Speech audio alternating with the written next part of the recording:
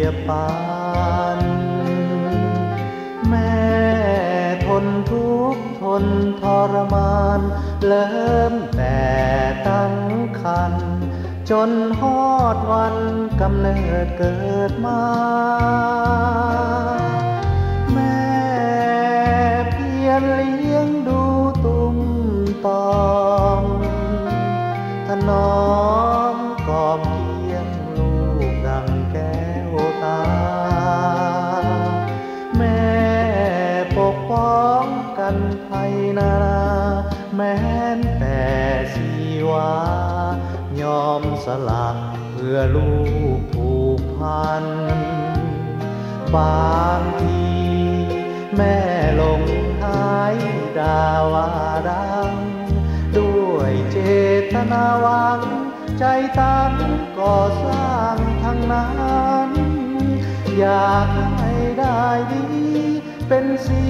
แก่เผ่าพงพันธุ์เสริมส่งให้ทุกสิ่งอันหวังให้ลูกนั้นได้ดีแม่บอกเคยเครียดสั่งสุมลูกขอแต่ลูกก้าวหน้าทวีแม่สุดแสนซึ้งสมยินดีขอจงทำดีจงทำดีให้สะอาดบ้านเมือง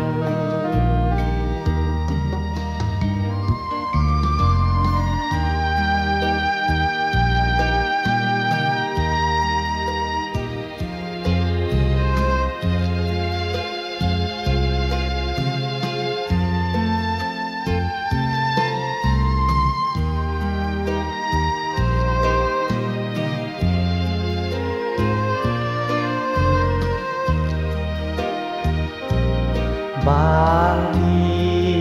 แม่ลงหายด่าว่าดังด้วยเจตนาหวังใจตั้งก่อสร้างทั้งนั้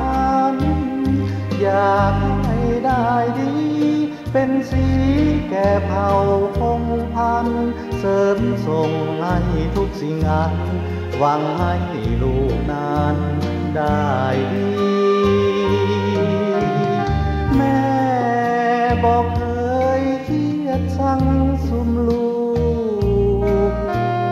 ขอแต่ลูกก้าวหน้าทวีแม่สุดแสนซึ้งสมยินดีขอจงทำดีจงทำดีให้สะอาดบ้าน